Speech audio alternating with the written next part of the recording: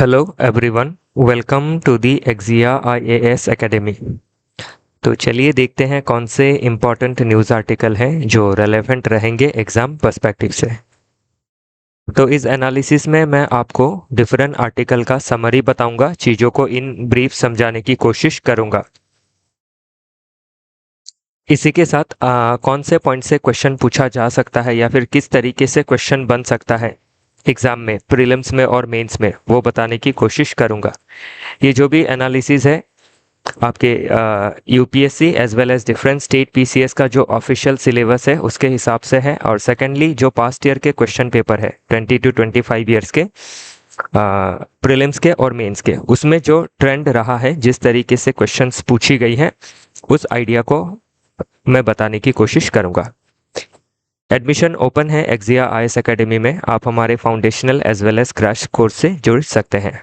आप अगर बिगिनर है तो फाउंडेशनल कोर्स से जुड़ सकते हैं, जिसमें हम आपको लगभग 1 साल में कम्प्रिहेंसिव कवरेज प्रोवाइड करेंगे पूरे सिलेबस का। कम्प्रिहेंसिव स्टडी मटेरियल भी दिया जाएगा और इसी के साथ जो गाइडेंस होगा वो एक्सपर्ट फैकल्टी के द्वारा प्रोवाइड किया जाएगा। रेगुलर टेस्ट होगा बिफोर प्री एंड मेंस, और उसी के साथ आपका 1-on-1 मेंटोरिंग के तहत आपके जितने भी डाउट है उसको कैटर किए जाएंगे। इन हाउस लाइब्रेरी में जुड़ के आप अपना प्रिपरेशन को और अच्छी तरीके से कर सकते हैं। फर्दर चीज़ों को डिटेल में जानने के लिए आप कांटेक्ट कर सकते हैं हमारे कांटेक्ट नंबर 6002417488 नंबर पे। तो चलिए देखते हैं आज का पहला आर्टिकल। तो आज का पहला आर्टिकल बात कर रहा है specially about ending global hunger and nutritional security. तो हाल ही में आपका यूनाइटेड नेशन ने एक रिपोर्ट पब्लिश किया, the state of food security and nutrition in the world 2025। तो इस रिपोर्ट में ये चीज़ें सामने निकल के आई कि लगभग आपके 700 मिलियन लोग, एग्जैक्ट फिगर देखें तो 673 मिलियन पीपल जो है वो आपके अंडर नरिश्ड है, हंगर में है, या फिर अगर खा भी रहे हैं तो उससे जो प्रॉपर न्यूट्रिशन है वो नहीं मिल पा रहा है। और इसको परसेंटेज वाइज में देखें तो ये 8.2% है। तो अभी ये जो है आपका जो प्रॉब्लम है 8.2%, ये एक काफ़ी बड़ा कंसर्न है। और अगर आप इंडिया स्पेसिफिक डेटा देखें तो लगभग 3 करोड़ लोग क्या है आपके जो न्यूट्रिशनल सिक्योरिटी है, जो फूड सिक्योरिटी है, उसको अचीव नहीं कर पाए हैं।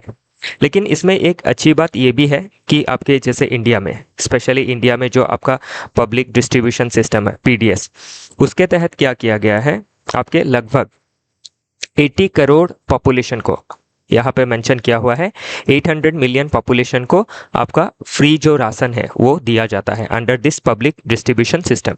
और ये पब्लिक डिस्ट्रीब्यूशन सिस्टम के तहत जो फूड दिया जाता है वो क्या है आपका एक स्टैट्यूटरी राइट है under national food security act of 2013। तो जो फूड है, जो फूड डिस्ट्रीब्यूट किया जाता है, वो भी क्या है, एक आपका हमारे देश में लीगल राइट है।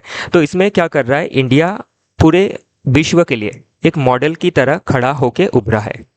तो इसमें आपका नेशनल फूड सिक्योरिटी एक्ट के तहत पीडीएस है, उसी के साथ आपका स्कूल में जो मिड डे मील का प्रोग्राम था वो अभी पीएम पोषण जो प्रोग्राम है, इसी के साथ जो आईसीडीएस प्रोग्राम है जिसको 1975 में ही लिया गया था, तो उसके तहत अभी आईसीडीएस के तहत क्या किया जाता है, आपके जो प्री स्कूलिंग लेवल है, आंगनबाड़ी लेवल में पोषण जो है वो दी जाती है।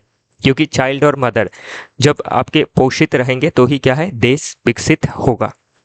देश में जो आपकी पॉपुलेशन है वो स्टंटिंग, वेस्टिंग से नहीं जूझेगी, और जो आपके वुमेन है वो उनके अंदर आपका न्यूट्रिशनल डेफिशिएंसीज नहीं देखा जाएगा। क्योंकि वुमेन अगर न्यूट्रिशनली डेफिशिएंट रही तो जो चाइल्ड है, जो देश का फ्यूचर जनरेशन है, जो एक समय में जाके वर्ल्ड को लीड करेंगे, तो वो लीड नहीं कर पाएंगे। तो इसीलिए हमारे देश ने क्या है एक रोल मॉडल की तरह, देश ने दूसरे देशों को एक आपके रोल मॉडल की तरह, एक आर्ही की तरह अपने आप को प्रेजेंट किया है। तो इसमें इस आर्टिकल में ये चीज़ें मेंशन की गई है कि अभी जो वर्ल्ड में जो हंगर का प्रॉब्लम है ना, उसको कौन टेकल कर सकता है या फिर उसमें कौन लीड ले सकता है, बाय इंडिया। तो इंडिया इसमें क्या कर सकती है, एक बहुत ही महत्वपूर्ण रोल प्ले कर सकती है। जो आपका सस्टेनेबल डेवलपमेंट गोल है जिसको 2015 में लिया गया था, जिसमें 17 गोल है, तो उस 17 गोल में से एक गोल क्या है, सस्टेनेबल डेवलपमेंट गोल 2, जो क्या कहता है, जीरो हंगर के बारे में कहता है। तो वो जो जीरो हंगर का गोल है ग्लोबल लेवल में, उसको मीट करने के लिए इंडिया लीडरशिप रोल प्रोवाइड कर सकता है। तो वही चीज इसमें एंडिंग में कही है, path to end global hunger runs through India. तो इंडिया के जरिए हम क्या कर सकते हैं, इंडिया ऑलरेडी एक रोल मॉडल है कि इतना जो हमारा पॉवर्टी था, कल हमने आर्टिकल में पढ़ा था 1947 में 80% हमारे देश में आपकी पॉवर्टी थी, वो अभी कम होकर 10-15% में आ गई है और लगभग 80 करोड़ लोगों को आपको फ्री राशन हमारा देश प्रोवाइड कर रहा है, हमारे देश के जनसाधारण को। तो इससे क्या है, आप देख सकते हैं कि जो एक फूड सिक्योरिटी है वो आपकी इंश्योर की गई है। लेकिन अभी हमारे देश का अंदर अगर देखें क्या कंसर्न है, तो हमारे देश में भी एक प्रॉब्लम यह है कि फूड सिक्योरिटी तो हमने अचीव कर ली, लेकिन जो न्यूट्रिशनल सिक्योरिटी है वो हमने अचीव नहीं की है। तो अभी इसमें फूड सिक्योरिटी से क्या मतलब है कि 3 टाइम सभी को भरपेट खाना मिल रहा है, लेकिन जो न्यूट्रिशन चाहिए, डिफरेंट माइक्रो मैक्रो जो न्यूट्रिशन चाहिए, जो आपका प्रोटीन चाहिए, जो काफ़ी इंपॉर्टेंट चीज़ें हैं, जैसे प्रोटीन आपका बॉडी का बिल्डिंग ब्लॉक है। ओके, आपका दूसरा जो माइक्रो मैक्रो न्यूट्रिएंट्स है वो बॉडी को आपको डिफरेंट डिजीज से फाइट करने में मदद करती है। तो उन एस्पेक्ट में इंडिया को काम करना काफ़ी ज़रूरी है। ओके, बाकी कुछ कंसर्न भी जताई है कि 13% जो फूड है वो वेस्ट होता है फार्म से मार्केट के बीच में, तो उस वेस्टेज को हमें रोकना है। हमारे देश में आपकी क्या है, जो फूड की अफोर्डेबिलिटी है, न्यूट्रिशनल फूड, वो हमारे देश में हर इंसान अफोर्ड नहीं कर पाता है। ओके, तो इसमें ये चीज़ें मेंशन की है, India remains unaffordable for 60% of population, क्योंकि high prices of nutrition dense food जो है, वो बहुत ज़्यादा हाई प्राइसेस है। इनएडिक्वेट कोल्ड चेन है जिसके वजह से फूड नुकसान होता है, इनएफिशिएंट मार्केट लिंकेजेस है, तो ये हमारे देश के अंदर हमें ठीक करना है। और फर्दर हम क्या कर सकते हैं, आपके देश में support for women lead food enterprise को डेवलप कर सकते हैं, लोकल कोऑपरेटिव्स को डेवलप कर सकते हैं, फूड जो आपका फार्मर प्रोड्यूसर ऑर्गेनाइजेशन होता है एफपीओ, उसको डेवलप कर सकते हैं। क्लाइमेट चेंज हो रहा है, उसके लिए हम क्लाइमेट रेजिलिएंट जो आपके क्रॉप्स हैं, सीड्स हैं, उनको डेवलप कर सकते हैं। इसके साथ आप फूड फोर्टिफिकेशन का, बायो फोर्टिफिकेशन का भी जो आप पॉइंट है उसको मेंशन कर सकते हैं। तो इसमें देख सकते हैं आपकी कितना इंपॉर्टेंट चीज़ें मेंशन किया गया है। ओके, तो food security, nutritional security, India के एस्पेक्ट में as well as global aspect में इंडिया कैसे लीड कर सकता है, इंडिया ने अभी तक क्या अचीव किया है और हम कौन सा रोड अहेड अभी हमें अपनाना है, वो सभी चीज़ें एग्जाम में पूछी जा सकती हैं, ध्यान रखिएगा। बाकी आपका ये रिपोर्ट कौन पब्लिश करता है, the state of food security and nutrition, इसके बारे में प्रीलिम्स में क्वेश्चन बन सकता है बाय यूनाइटेड नेशन। फिर FAO, food and agricultural organisation के बारे में भी पूछा जा सकता है। ओके, तो ये चीज़ें आपको थोड़ी प्रीलिम्स के लिहाज से देखनी होंगी। फिर जो एसडीजी गोल है उसको आपको लिंक करना होगा, डिफरेंट एसडीजी गोल है, जैसे एसडीजी गोल 1 आपका पॉवर्टी को रिड्यूस करना, एसडीजी 2 हंगर रिड्यूस करना। तो इस तरीके से जो भी गोल है उसको आपको ध्यान में रखना होगा ताकि आप मेंस में आंसर को सब्सटेंशिएट कर सके और प्रीलिम्स में स्टेटमेंट वाइज पूछा जाए तो आप राइट आंसर को टिक कर सके। ओके, नेक्स्ट आर्टिकल बात करता है अबाउट ग्लोबल क्लाइमेट फेलियर। तो जो क्लाइमेट चेंज है, ग्रीन हाउस गैस जो सर्ज हो रहा है, या फिर आपका जो भी डिफरेंट अदर हम इम्पैक्ट देख रहे हैं because of climate change and because of rising green house gases, तो उसके लिए ग्लोबल लेवल पे हमने देखा कि 1992 में अर्थ समिट हुआ था और उसी अर्थ समिट में आपका क्या किया गया, UNFCCC का फॉर्मेशन हुआ, United Nations framework convention on climate change. तो इसी UNFCCC के तहत हर साल कॉन्फ्रेंस ऑफ पार्टी कराई जाती है। तो अभी जो नेक्स्ट है आपका कॉन्फ्रेंस ऑफ पार्टी होने वाला है, COP30 होने वाला है। तो ये COP30 कहाँ होगा, बेलम इन ब्राज़ील में होगा। तो इसके ये प्रीलिम्स में पूछ लिया जा सकता है। ओके, और मेंस में overall climate, global climate failure क्यों हो रहा है, अभी ग्लोबल क्लाइमेट फेलियर क्यों हो रहा है। 1992 में अर्थ समिट हुआ, तभी सभी देशों ने एक्नॉलेज किया कि क्लाइमेट चेंज बहुत ज़्यादा बढ़ गया है, ग्रीन हाउस गैस बहुत ज़्यादा बढ़ गई है, इससे आपका ओजन होल होना, या फिर आपके जो नॉर्थ पोल साउथ पोल है उसमें जो आपकी आइस है वो पिघलना, या फिर ओशन की जो लेवल है वो चेंज होना, या फिर आपका जो रेनफॉल पैटर्न है उसमें चेंजेस आना, एयर पोल्यूशन होना, ये सब काफ़ी चीज़ें हम इसमें देख सकते हैं। तो उसके लिए सभी देशों ने कॉन्फ्रेंस ऑफ पार्टी का जो नींव है वो रखा अंडर UNFCCC, और उसके बाद हर साल जो कॉप होता है उसके तहत आपकी डिफरेंट डिसीजंस ली गई। तो जो आपका कियोटो प्रोटोकॉल लिया गया था 1997 में, ओके, तो उस कियोटो प्रोटोकॉल के तहत क्या किया गया था, जो डेवलप नेशंस है, ओके तो ये रहा UNFCCC NX1 कंट्रीज। तो ये NX1 या फिर NX2 कंट्री का जो सिस्टम था, NX मतलब ग्रुप 1 ग्रुप 2 उस तरह से, तो जो ग्रुप 1 है उसमें डेवलप नेशंस को रखा गया ताकि डेवलप नेशंस का एक कैटेगरी रहे और डेवलप नेशंस क्या करें, आपकी ज़्यादा जिम्मेदारी ले। क्यों ज़्यादा जिम्मेदारी ले, क्योंकि अंडर डेवलपिंग नेशंस ने कहा था कि हम, या फिर डेवलपिंग नेशंस ने कहा था कि ग्लोबल क्लाइमेट चेंज जो है उसके लिए डेवलपिंग नेशंस या फिर अंडर डेवलप नेशन जो है वो ज़्यादा रेस्पॉन्सिबिलिटी नहीं ले सकते हैं। क्योंकि हिस्टोरिकली अगर देखें तो इमिशन सबसे ज़्यादा किसने किया है, डेवलप नेशंस ने। उसके लिए ही वो डेवलप हुए हैं, आपके माइनिंग करना, ओके या फिर ऑयल एक्सप्लोर करना, उन चीज़ों को इस्तेमाल करके कंट्री का आपका सोशियो इकोनॉमिक डेवलपमेंट इंश्योर करना। तो उससे क्या हुआ, क्लाइमेट खराब हुआ 1850 से ही। तो 1850 में तो आपके जो डिफरेंट नेशन थे वो आज़ाद ही नहीं हुए थे। चंद यूरोपियन नेशंस, अमेरिका जैसे देश थे, तो उन्होंने सबसे ज़्यादा पोल्यूशन किया। उनके पोल्यूशन की वजह से ही, आपकी ग्रीन हाउस गैस इमिशन की वजह से ही क्लाइमेट का इम्पैक्ट आज हम इतना ज़्यादा भयंकर देख रहे हैं। तो इसीलिए 1997 में ही कियोटो प्रोटोकॉल में ये डिसाइड हो गया था कि डेवलप नेशंस क्या करेगी, ज़्यादा रोल प्ले करेगी। और उसी में एक प्रिंसिपल आया था, कॉमन बट डिफरेंशिएटेड रेस्पॉन्सिबिलिटी। तो अभी जो पूरा अर्थ है वो कॉमन है सभी के लिए, सभी को इसमें जो भी प्रॉब्लम हो रही है उसको ठीक करना ज़रूरी रहेगा, सभी का रेस्पॉन्सिबिलिटी है। लेकिन जिसने ज़्यादा गंदगी फैलाया है, ज़्यादा डैमेज किया है, हिस्टोरिकल इमिशन जिसका ज़्यादा है, वो ज़्यादा रेस्पॉन्सिबिलिटी लेगा। इसीलिए कहा गया है कॉमन, यस अर्थ कॉमन है, लेकिन इसको प्रोटेक्ट करने का जो रेस्पॉन्सिबिलिटी है वो डिफरेंट है। क्यों डिफरेंट है, क्योंकि हिस्टोरिकली डेवलप नेशंस ने ज़्यादा इमिट किया है। तो ये चीज़ें क्या हुई, आपकी डेवलप नेशंस को पसंद नहीं आई, क्योंकि डेवलप नेशंस को अभी इसमें क्या है, उनको ज़्यादा ग्रीन ट्रांजिशन करना पड़ेगा। प्लस जो डेवलपिंग नेशन है, अंडर डेवलप नेशन है, जिनको एक्सप्लॉइट करके उन्होंने क्या किया था, अपना डेवलपमेंट किया था at the cost of environment. तो इसीलिए डेवलपिंग और अंडर डेवलप नेशंस को फाइनेंशियली, टेक्निकली हेल्प करना पड़ेगा, ओके ताकि वो फॉसिल फ्यूल से, नॉन रिन्यूएबल एनर्जी से रिन्यूएबल एनर्जी में ट्रांजिट कर सके। लेकिन देखा गया है कि आपके जो डेवलप नेशंस है वो अपनी जो जिम्मेदारी है वो नहीं निभा रहे हैं। फॉर एग्जांपल 2015 में जो COP21 हुआ था, पेरिस क्लाइमेट डील या फिर पेरिस क्लाइमेट एग्रीमेंट, तो उसमें क्या किया, आपका जो NX1 कंट्रीज थी या फिर डेवलप कंट्रीज थी, उनके अंदर जो आपका उनको जो ज़्यादा रेस्पॉन्सिबिलिटी दिया गया था उसको कम करके क्या किया गया, कम नहीं किया गया एग्जैक्टली, ये किया गया कि नेशनली डिटरमाइंड कंट्रीब्यूशन का प्रिंसिपल ला दिया गया कि अभी कोई आपका बाइंडिंग टारगेट UNFCCC के तहत नहीं दिया जाएगा। हर नेशन क्या करेगी, खुद से अपना टारगेट रखेगी कि मैं इतना आपका कंट्रीब्यूशन दूंगा। तो इंडिया का जो आपका बाइंडिंग टारगेट है उसको हम पंचामृत के नाम से जानते हैं, जिसमें 5 टारगेट है जिसको फुलफिल करना है, बहुत सारे टारगेट 2030 तक, और नेट जीरो बनना है बाय 2070। तो इसमें अभी जो डेवलप नेशंस है वो क्या है, इसमें इससे आपका पीछे भाग रहे हैं। जैसे फॉर एग्जांपल USA जैसे कंट्री, उन्होंने आपके जो पेरिस क्लाइमेट एग्रीमेंट का डील है उससे विड्रॉ कर लिया है।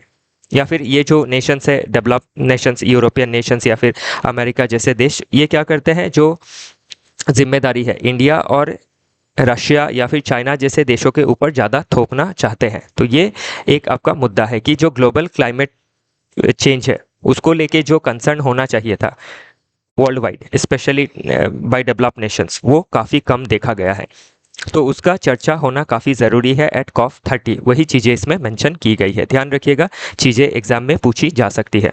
ओके चलिए आगे देखते हैं। बाकी जो भी चीज़ें मैंने कही, COP आपका कॉन्फ्रेंस ऑफ पार्टीज़ के बारे में, UNFCCC क्या है, UNFCCC कब आया, अर्थ समिट के अंडर ये डेवलप हुआ था, 1994 से ये आपका एनफोर्स हुआ। तो ये सभी चीज़ें पूछी जा सकती है। पेरिस क्लाइमेट एग्रीमेंट कब आया था, इसके तहत आपका जो टेम्परेचर है उसको कितना कम रखना है। ओके तो जो इंडस्ट्रियल ईयर है उसके मुकाबले आपका 2 डिग्री के नीचे रखना है। ओके और 2 डिग्री नहीं सकते हैं तो एटलीस्ट 1.5 डिग्री तक तो रखना ही है। लेकिन उसी के साथ जो उसी के बाद जो UNEP है, यूनाइटेड नेशन एनवायरनमेंट प्रोग्राम, तो ये UNEP कब डेवलप हुआ था, जब आपका स्टॉकहोम कॉन्फ्रेंस हुआ था 1972 में, जो पहला आपका समिट था रिगार्डिंग एनवायरनमेंट। और उसके बाद दूसरा सबसे इंपॉर्टेंट समिट था 1992 अर्थ समिट। तो UNEP का जो इमिशन गैप रिपोर्ट है ये दर्शा रहा है कि अभी हम कहाँ तक पहुँच चुके हैं, 2.8 डिग्री सेल्सियस तक पहुँच चुके हैं। मतलब हम ब्रीच कर चुके हैं पेरिस क्लाइमेट एग्रीमेंट का जो टारगेट है।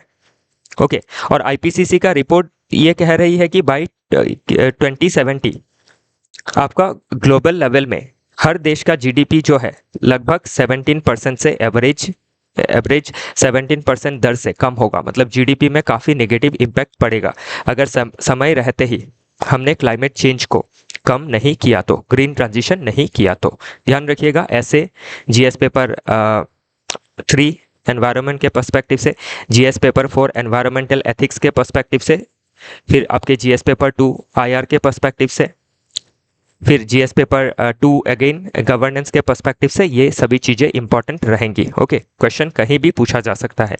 नेक्स्ट है perfect voter rolls are a mirage. तो अभी क्या है जो हमारे देश में स्पेशल आपका इंटेंसिव रिवीजन किया जा रहा है, स्पेशली बिहार असेंबली पोल के पहले 5 महीने पहले ही आपका स्पेशल इंटेंसिव रिवीजन को चालू किया गया ताकि वोटर लिस्ट को क्या की जा सके, रेक्टिफाई की जा सके। तो इसको लेके अभी क्या है, कई सारे आपके ओपिनियन है। तो स्पेशली 2 ओपिनियन है। बहुत सारे लोग जो है इसको आपका कंडेम कर रहे हैं, स्पेशली अपोजिशन पार्टी, और दूसरे आपके बहुत लोग इसको सपोर्ट कर रहे हैं। जो सपोर्टर्स है वो कह रहे हैं कि आपके जो देश का इलेक्टोरल रोल है वो क्या होना चाहिए, उसमें इंटीग्रिटी रहनी चाहिए, उसमें इंक्लूजन एंड एक्सक्लूजन एरर नहीं होना चाहिए। इंक्लूजन एरर मतलब जो आपके लोग माइग्रेट हो चुके हैं या फिर जिनका डेथ हो चुका है या फिर जो आपके रॉन्गफुली इंक्लूड हुए हैं जैसे इलीगल इमिग्रेंट्स है, तो उनको हटाना काफ़ी ज़रूरी है। ओके, उनका इंक्लूजन नहीं होना है। और जिनका इंक्लूजन होना चाहिए, जो आपके जेन्युइन सिटीजन है, उनका एक्सक्लूजन क्या है, आपके डेमोक्रेटिक जो क्रेडेंशियल है वो खराब करता है। तो इसीलिए अभी इसमें एक चीज़ कही गई है कि हम जो आपका स्पेशल इंटेंसिव रिवीजन कर रहे हैं ताकि एरर फ्री वोटर लिस्ट हमें मिले, तो इसमें उस चीज़ को क्रिटिसाइज़ किया गया है कि ह्यूमन एरर रहेगा ही रहेगा। हम उसको कभी 100% क्या नहीं कर सकते, 100% एक्यूरेसी इज़ नॉट पॉसिबल, चाहे वो पॉपुलेशन सेंसस हो, हाउस होल्ड सर्वे और वोटर लिस्ट रिवीजन ही क्यों ना हो। तो इसके लिए क्या है, क्योंकि ह्यूमन एरर देखा जाता है, क्योंकि जो BLOs होती है, बूथ लेवल जो ऑफिसर्स होती है, बहुत ऑफिसर्स के बीच में क्या होती है, उनके अंदर ही इनएफिशिएंसीज रहती है या फिर बायसनेस रहता है। ओके, तो वो चीज़ें इसमें मेंशन की गई है। तो इसीलिए इसको अगर हम ठीक करना चाहते हैं कि 100% एक्यूरेसी अगर ना भी आए, 99% एक्यूरेसी के लिए हमें क्या करना है आपका, उसके लिए इंडिपेंडेंट ऑडिट और रैंडम चेक करना काफ़ी ज़रूरी है। और जो BLO है, बूथ लेवल ऑफिसर, उनको आपके ट्रेनिंग को कंटिन्यूअस रखना है रादर देन एपिसोडिक। ओके, और ये ज़रूरी है कि आपका जो भी हम डेटा लेते हैं, कलेक्ट करते हैं, या फिर वोटर लिस्ट बनाना है या फिर जीडीपी का डेटा हो या फिर सेंसस डेटा हो, उसमें डेटा में ट्रांसपेरेंसी रहना, डेटा की आपकी इंटीग्रिटी रहना, जो डेटा कलेक्ट कर रहे हैं उसको जोड़ रहे हैं उनके अंदर अकाउंटेबिलिटी रहना काफ़ी ज़रूरी है। तभी क्या है, आपका एक ट्रस्ट वर्दी प्रोसेस को डेवलप किया जा सकता है, तभी जो भी इंस्टीट्यूशन है वो प्रॉपरली काम कर सकेंगी। ओके, तो इसमें डेमोक्रेसी में डेटा का क्या इंपॉर्टेंस है, किस तरीके से हमें फ्लॉलेस डेटा बनाना चाहिए, जो क्या कर सकती है, बेटर आपके इंस्टीट्यूशन, बेटर जो कॉन्स्टिट्यूशनल प्रोविजंस है उसको इम्प्लीमेंट करने में हमें मदद कर सकती है। तो उस लिहाज से क्वेश्चन बन सकता है। ओके, चलिए आगे देखते हैं। नेक्स्ट आर्टिकल बात करता है who decides nomination to union territory assemblies. तो जो यूनियन टेरिटोरीज होती है, ओके, तो उसमें जो आपके नॉमिनेशंस होगा, ऐसे तो क्या होती है, अभी यूनियन टेरिटोरी हमारे देश में 8 यूनियन टेरिटोरी है। 8 यूनियन टेरिटोरी के अंदर सिर्फ 3 यूनियन टेरिटोरी में आपके क्या है, लेजिस्लेटिव असेंबलीज है। तो उन लेजिस्लेटिव असेंबलीज में क्या है, डिफरेंट लेजिस्लेटिव असेंबली में आपके डिफरेंट सीट है। जैसे दिल्ली में 90 सीट है। ओके, हाँ, दिल्ली में नहीं, शायद जम्मू कश्मीर में 90 सीट है। तो इसमें कहीं मेंशन होगा, उसको एक बार आप देख लीजिएगा। ओके, तो ऐसे 70, 90 या फिर 60 ऐसे कुछ सीट्स होंगे। जैसे 60 के लगभग होगा आपके पुडुचेरी में, 70 के लगभग होगा आपके दिल्ली में, और 90 के लगभग होगा आपके जम्मू एंड कश्मीर में। ओके, तो उनमें आपके क्या है, कुछ मेंबर्स को नॉमिनेट भी किया जाता है। तो जो नॉमिनेशन का प्रोसीजर है उसके बारे में कॉन्स्टिट्यूशन क्या कहता है, तो ध्यान रखिएगा, यूटी जो यूनियन टेरिटोरी का असेंबली है उसमें नॉमिनेशन का नॉमिनेटेड मेंबर को लेके कॉन्स्टिट्यूशन साइलेंट है। ओके, बाकी आपके जो लोकसभा है तो पहले लोकसभा में 2 मेंबर को आपका नॉमिनेट किया जाता था एंग्लो इंडियन का, जिसको आपका डिसकंटिन्यू कर दिया गया फ्रॉम 2020। फिर जो लेजिस्लेटिव काउंसिल होती है, इंडिया के 6 स्टेट में लेजिस्लेटिव काउंसिल है, तो उसमें 1/6 मेंबर को आपका नॉमिनेट किया जाता है बाय गवर्नर। लेकिन गवर्नर कैसे नॉमिनेट करते हैं? By the aid and advice of councils of minister. फिर आपके जो राज्यसभा है उसमें 12 मेंबर का नॉमिनेशन होता है, तो उन 12 मेंबर को कौन नॉमिनेट करते हैं? By president with the aid and advice of PM and councils of minister. तो अभी इसमें यह बात है कि जो आपका यूनियन टेरिटोरी का असेंबली है उसमें जो नॉमिनेटेड मेंबर्स का प्रोविजन है, स्पेशली जम्मू कश्मीर का बात इसमें आया है। जम्मू कश्मीर में 5 मेंबर को नॉमिनेट करना है, 2 women, 2 Kashmiri migrant and 1 displace person from PoK. तो उनको नॉमिनेट करने का जो आपका व्यवस्था है वो कॉन्स्टिट्यूशन में नहीं है, वो Jammu and Kashmir reorganisation act of 2009 के तहत है। तो उसमें ये चीजें मेंशन की गई है कि आपका जो नॉमिनेशन है वो होम मिनिस्टर डिसाइड करेगा, क्योंकि यूनियन टेरिटोरीज का अल्टीमेट जो अथॉरिटी रहता है वो होम मिनिस्टर के पास रहता है, होम मिनिस्ट्री के पास रहता है। तो अभी इसमें होम मिनिस्ट्री ने आपका डायरेक्शन दिया जो जम्मू कश्मीर के आपके लेफ्टिनेंट गवर्नर है कि जो 5 मेंबर को नॉमिनेट किया जाना है उसका nomination governor without CM of Jammu and Kashmir union territory और काउंसिल्स ऑफ मिनिस्टर को डिस्कस किए बिना ही नॉमिनेट कर सकते हैं। तो इसी चीज को क्रिटिसाइज किया गया है कि अभी जम्मू कश्मीर में आपकी समझ लीजिए कि जो सेंटर में रूलिंग पार्टी है वो पार्टी मेन पार्टी नहीं है, मेन पार्टी जो है वो अलग है। तो इससे क्या हो सकता है, जो सेंटर में आपकी रूलिंग पार्टी है 5 मेंबर उनके हिसाब से अगर नॉमिनेट होता है तो उससे क्या होता है, आपकी जो सेंटर की पार्टी है उनका जो दबदबा है, डोमिनेंस है, वो बढ़ता है, जो आपके क्या है डेमोक्रेटिक प्रिंसिपल के खिलाफ है। ये डेमोक्रेटिक प्रिंसिपल को अफोल्ड नहीं करता है। तो पास्ट में भी आपके क्या है पुडुचेरी को लेके, फिर दिल्ली को लेके Madras high court, then supreme court के डिफरेंट जजमेंट हैं। सुप्रीम कोर्ट ने ट्रिपल चेन ऑफ कमांड के बारे में कहा था। उसमें कहा था कि सिविल सर्वेंट जिस तरीके से अकाउंटेबल रहते हैं आपके टू मिनिस्टर अकाउंटेबल रहते हैं टू लेजिस्लेचर रेस्पॉन्सिबल रहते हैं टू द इलेक्टोरेट। तो इसीलिए क्या है, अगर जम्मू कश्मीर यूनियन टेरिटोरी का लेजिस्लेटिव असेंबली में 5 मेंबर का नॉमिनेशन होना है तो वो जो आपका जम्मू कश्मीर का सीएम और काउंसिल्स ऑफ मिनिस्टर है उनके एड एंड एडवाइस से ही होना चाहिए, क्योंकि अल्टीमेटली जो आपकी गवर्नमेंट है, लेजिस्लेचर है, वो रेस्पॉन्सिबल रहती है टू पीपल। ओके, और ये डेमोक्रेसी का जो क्रेडेंशियल है उसको भी प्रोटेक्ट करता है, अफोल्ड करता है डेमोक्रेटिक प्रिंसिपल को। तो वही चीजें इसमें क्रिटिसाइज की गई है कि इसमें आपका क्लियरिटी होना चाहिए। ओके, नेक्स्ट आर्टिकल बात करता है ऑफ रेन्स एंड वोट। तो रेन के साथ या फिर मॉनसून के साथ इलेक्शन का या फिर वोट का क्या कनेक्शन है, उस चीज को इस पर मेंशन किया गया है। तो इसमें यह बताया गया है कि जो आपके एक तो हमारा इलेक्शन जो है वो मॉनसून के सीजन में नहीं होता है। तो मॉनसून के सीजन में आप देखते हैं कि हमारे देश में कितनी प्रॉब्लम होती है, बाढ़ आना, लैंडस्लाइड होना, ये सभी चीज़ें हम देख सकते हैं, या फिर एयरपोर्ट जो है वो पानी में धंस जाना, उस तरीके के प्रॉब्लम हम देख सकते हैं। तो अभी इसमें ये चीज़ काफ़ी मतलब एक हास्य रूप से दिखाई गई है कि अगर आपके मॉनसून के टाइम पे इलेक्शन होगा तो बहुत सारे जो पार्टीज़ है या फिर उनके कैंडिडेट है वो इलेक्शन में जीत ही नहीं पाएंगे, क्योंकि जो मॉनसून होता है वो क्या करता है, एक ऑडिट कर देता है, एक नेचुरल ऑडिट हो जाता है उसमें कि जो गवर्नमेंट है जो इतने बड़े बड़े प्रोजेक्ट्स ले सकती है लेकिन वो क्या नहीं कर सकती है, छोटे छोटे जो प्रॉब्लम है कंपैरेटिवली बड़े प्रोजेक्ट के तुलना में वो चीज़ें वो सॉल्व नहीं कर पाते हैं। लाइक जैसे थोड़ा सा बारिश होते ही सिटी में आपका फ्लैश फ्लड आ जाना, ड्रेन आपका ओवरफ्लो हो जाना। ओके, तो वही चीज़ें इसमें मेंशन की गई है कि किस तरीके से जो मॉनसून है वो क्या करता है, एक आपका नेचुरल ऑडिट कर लेता है, एक सीजनल ऑडिट हो जाता है। ओके, और जो इनएडिक्वेसी है गवर्नमेंट की इंफ्रास्ट्रक्चर को लेके, गवर्नेंस को लेके, उसका जो आपका पूरा ब्यौरा है वो निकल के आ जाता है। तो ये चीज़ें अभी क्या है आप कहीं ऐसे में जिक्र कर सकते हैं। ओके, चलिए आगे देखते हैं। तो यही आज का लास्ट आर्टिकल था, तो कल फिर मिलेंगे डिफरेंट आर्टिकल के साथ। आज के लिए इतना ही, थैंक यू।